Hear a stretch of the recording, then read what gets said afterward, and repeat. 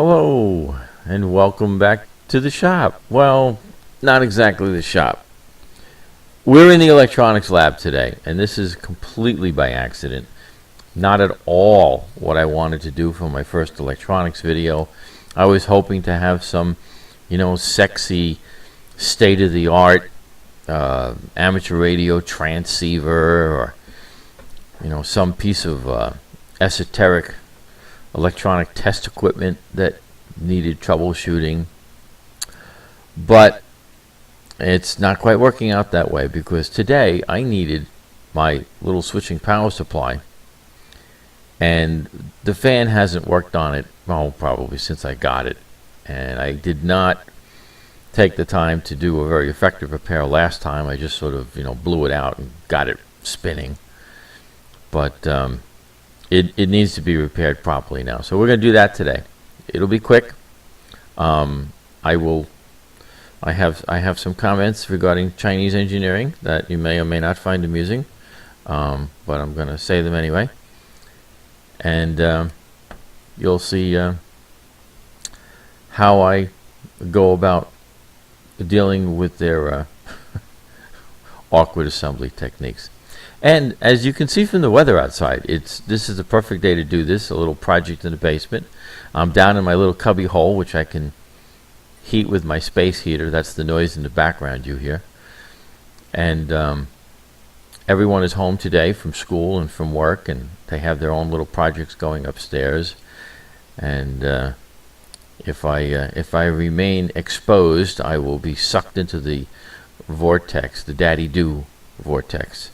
So I'm down here working on my power supply, and I hope you find it interesting. This is just going to be a real quick video. It's been so long since I made a video. I don't know what I've done with my tripod. So I've got the camera sitting here on top of my magnifying lamp, actually looking through the lens, which doesn't seem to have any effect. But here's just a quick video I decided I wanted to do, because it just annoys me. The stuff you buy, a lot of it is, the affordable consumer grade stuff today. 99.9% of it's made in China. And it just seems that they get to the point where they build a functioning device, and they just either they make stupid mistakes, or they just deliberately don't take it to the extra 5% that would really make it a nice product. And when it's deliberate, okay, you can say, okay, that's the choice they made, and profitability and all that sort of thing. But sometimes it's not that. Sometimes it's just plain stupidity, really stupidity. Okay, so here we have a little power supply. This is a nice little switching power supply. It's capable of 20 amps, and the later vintage supplies like this actually are pretty clean. They don't produce a tremendous amount of electrical noise. It's all metal case. It's variable. Has a little detent at 13.8, which is really nice. And it has, on the back, it has the ability to charge battery for backup. So if you lose your AC supply, you obviously have battery backup, which is kind of nice. I don't know what the current ratings of that are. I don't know what the voltage loss is, because obviously there's got to be some isolation between there and here. But I'll find all that out later. But here's the problem with this. The fan doesn't work. It gets hot and shuts down. No problem, right? So we open it up. I already took the little stickers that cover the circuitry of the fan off. But here's what I found. The screws that hold the fan in place are screwed in from the inside of the heatsink, which makes them utterly impossible to get to, totally unserviceable. And you have two heat sinks screwed to the outside, not heat sinks, but two thermistors screwed to the heat sink, One of which obviously turns the fan on, and probably switches something else. And the other one I don't know. And if you look at the way this is constructed, you've got various other devices which are spring clipped to the heatsink for sensing temperature. And of course you've got the purpose of the heatsink in the first place. You've got these large switching FETs which are screwed to the heatsink from the inside. You've got one something or other screwed. I can show you here. You got one something or other screwed here from the outside. Let me make sure we're still in frame. Okay. So, and then you have to take the whole circuit board out. The screws for the circuit board are here. You have to take the whole circuit board out to get to the screws that hold the heatsink to the board. Taking the circuit board out requires God knows what to dismantle the rear panel, because this case is one piece. It's not like you can separate the back panel with the board and remove it as a unit, or, you know. Anyway, it's very unserviceable, is my point.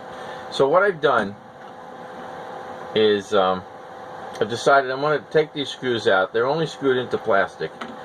I took my Dremel and I simply cut a slot through the back side of the screw. So if you can see this, let me turn this light on. Totally screw my, there we go. So you can see I've got a slot into that screw from the back side, and that's how I got the screws out. So I screwed them down through the heatsink, and they fell out, and fortunately there was nothing in there to really contain them, and I could shake them out of the unit. So now I've got a fan that I can remove. Alright, because that's my first complaint. And then I flip it over and I look and I see, oh my God, the holes are countersunk.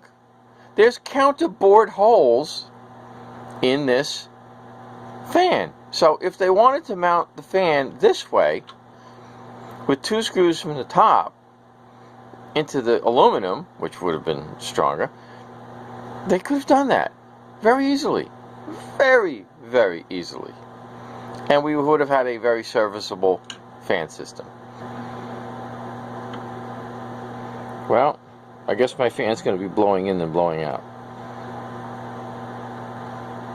Still annoys me.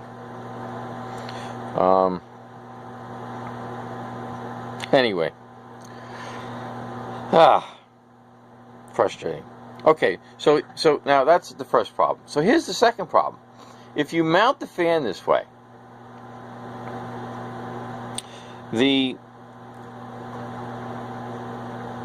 a label protecting the electronics, which is okay. But if you mount it this way, there's a completely sealed, disc covering the electronics. But the problem is, and this is why the fan stopped working, if the fan is mounted this way, any water, if this is out in the rain and or exposed to water, or you spill something on it, fluid is going to drip over this edge here, and it's going to go down into this cup. It's going to fit. Let me take this out.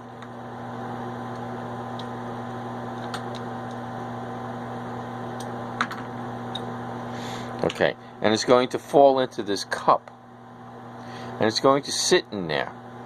And as you can see from the color of the magnets in there, it has rusted, and it has caused some rust on the poles of the motor. So where there should normally be clearance, there is now rust particles, and that's what prevented this from turning. So I'm going to go clean this up. I'm going to scrape or brush the rust loose and blow it out as best I can. Put a little lubrication on the shaft, put it back together, and we're going to remount it from I guess I can keep it blowing out, so I'll just add a little countersink on this side and put some screws in there, and I'm going to mount it upside down as well, so the heat is being sucked out. Not that it probably matters, but boy, it just really irks me. Okay, so let me stop the camera here. I'm going to go out in the shop, clean this up, and we'll come back and get it put together. So I went out in the shop and we cleaned these up and cleaned this up best I could. The trick is when you have anything magnetic, I think I've said this before, I abhor magnetism in the shop.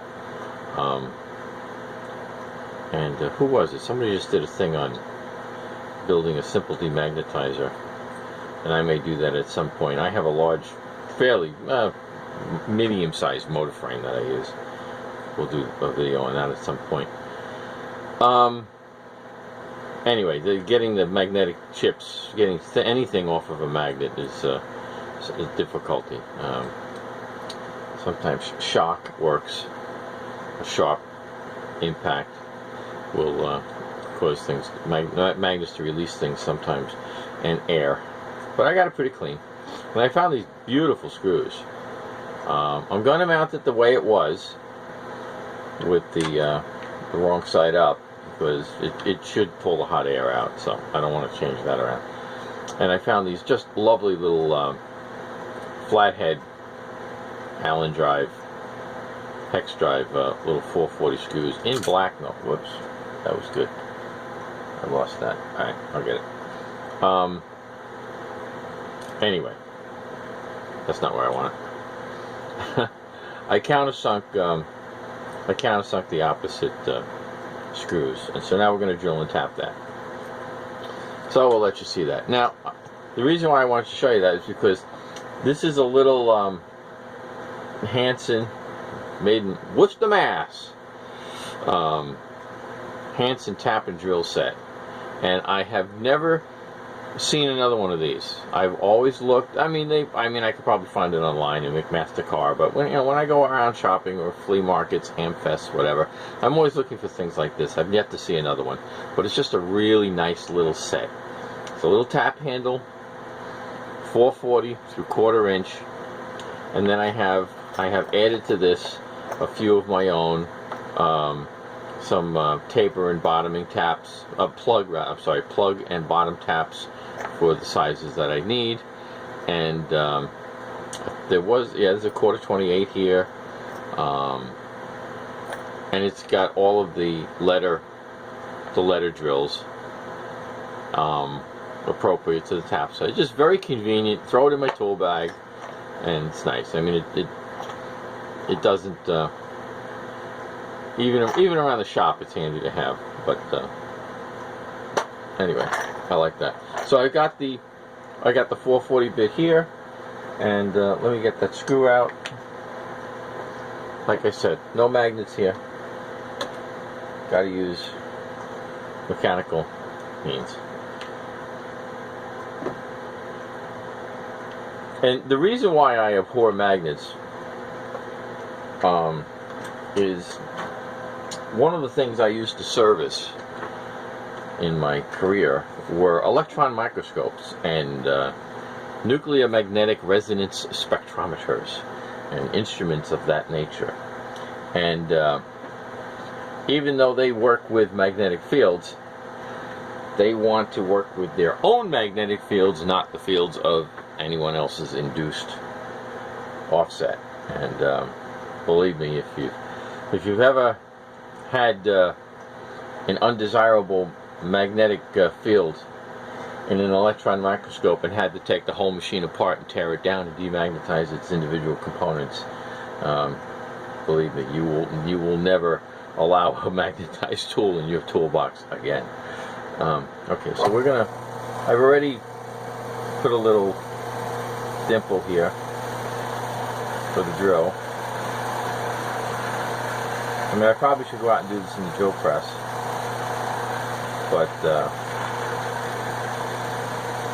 I'm just going to be careful. I know I'm getting chips all over, but we'll blow them out.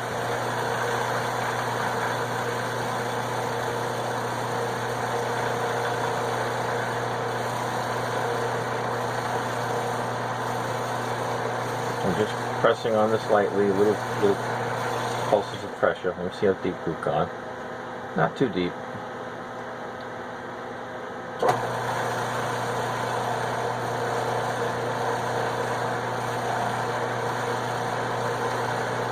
This is a slow handpiece. This is not your usual 100,000 RPM Dremel. Let me see, what am I drilling into? Ah, I'm drilling into an electrolytic capacitor is directly below this hole, so I gotta be real careful.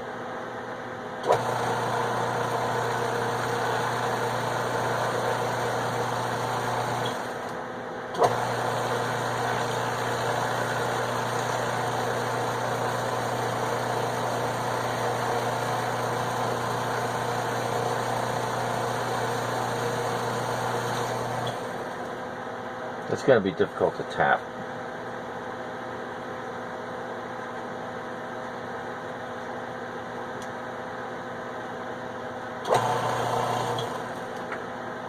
Need a shield on that. Maybe I can shorten this up.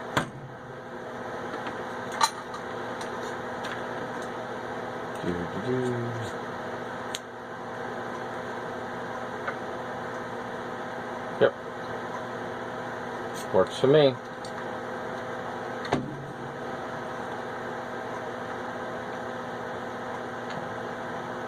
I get a little better stop on it.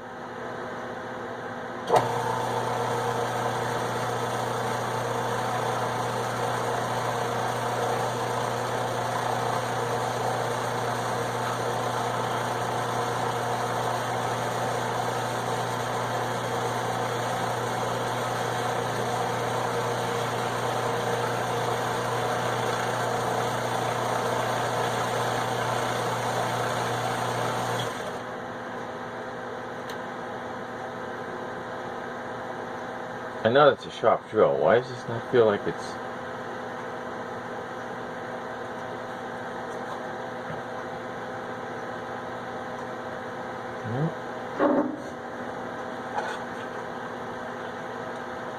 It's got to be close. Brick chip.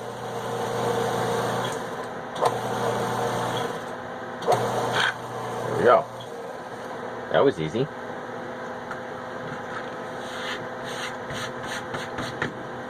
Now, normally I would never, truthfully, I would never do this type of machine stuff in my electronics lab.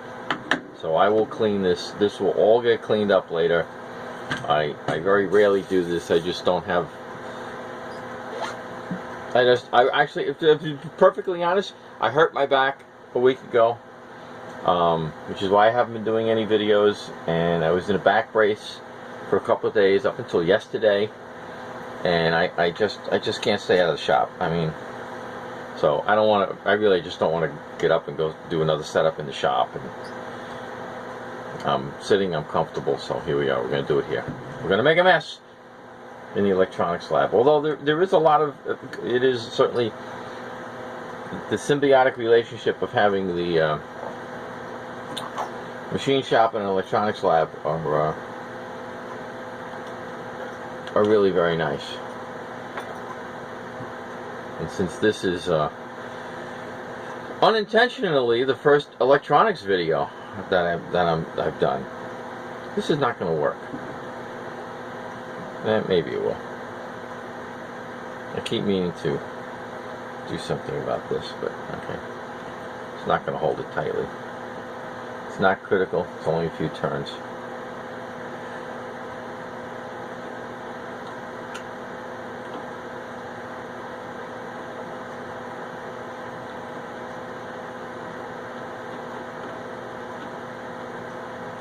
This is that wonderful aluminum that it's like It's like threading bubble gum. I can't go.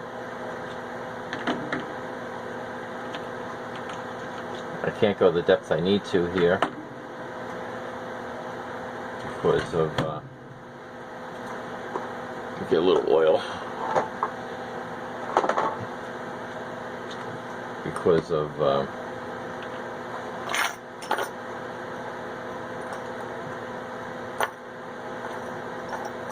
is that a 6? That's a 6 bottom. What am I going to do? This is a little sharper. This is it's a plug tap.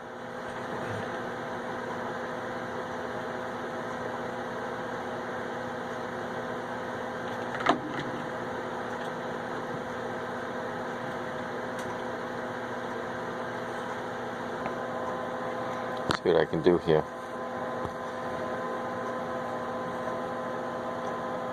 If you can see the capacitor, there we go. See the capacitor right below it. So staying in focus. Yeah. So I don't want to damage that capacitor. So whoops. All right. But that should be enough.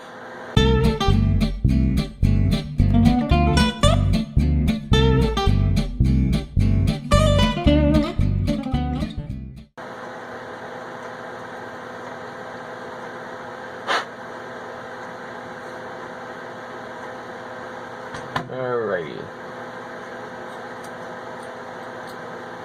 Now, I'm going to put the tiniest little drop of oil on there.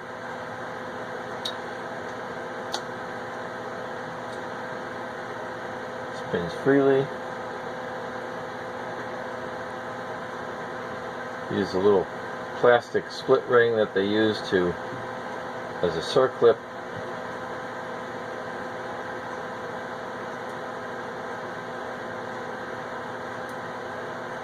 To lock it in. Not that it's going to go anywhere.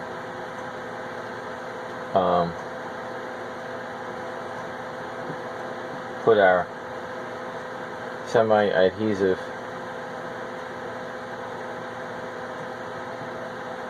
protective covers back on.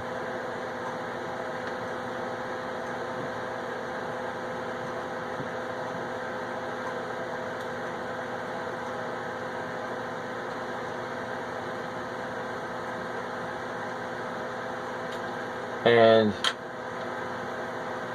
reinstall. Let's see if I have the right size. Will do. Mount screws, lovely. They were even the perfect length, which is really nice. They're just, I'm going into about 3mm aluminum, and I think that's just about how much thread I had left over. So, perfect. Plug our fan back in.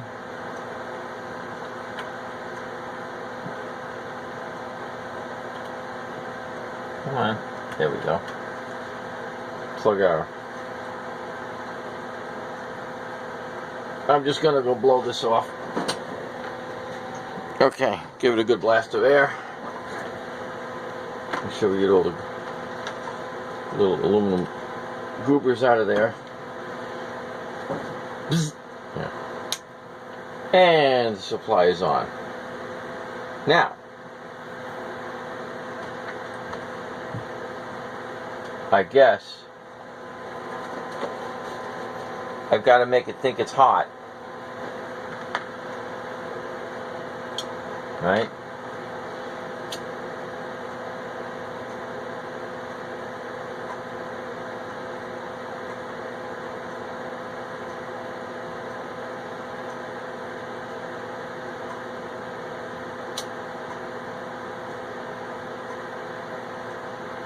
Come on.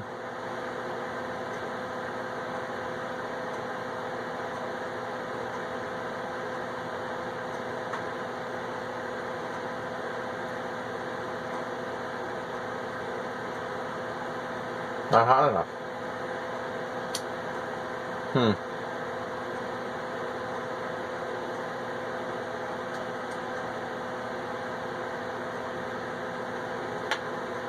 we go get a blowtorch? Let's try a soldering iron.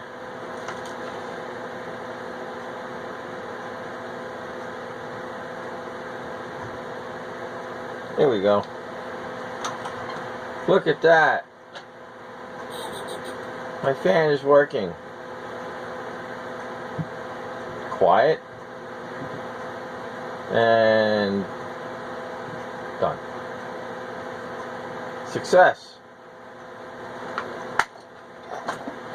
Let's button it up.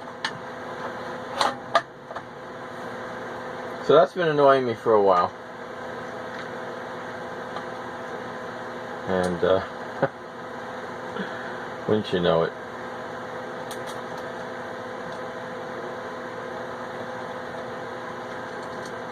So this is being repaired for another project that I'll probably also do a video on.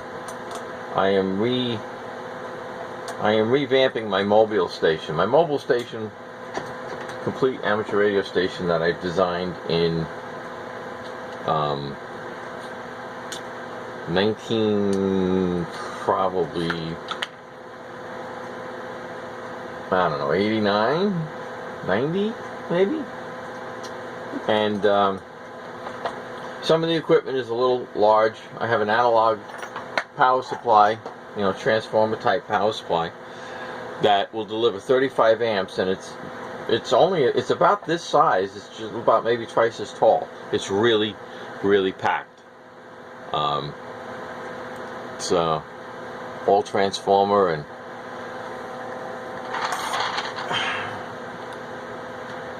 nice little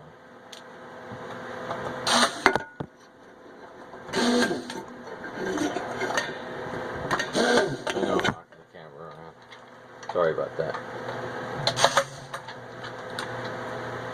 Okay, so there you go. I'll end it here. And thank you for watching. So there you go. More Chinese ingenuity at work. Let's mount the fan upside down.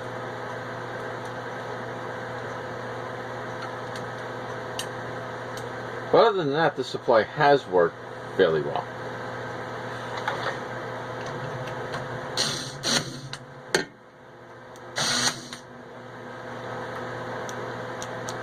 I also have.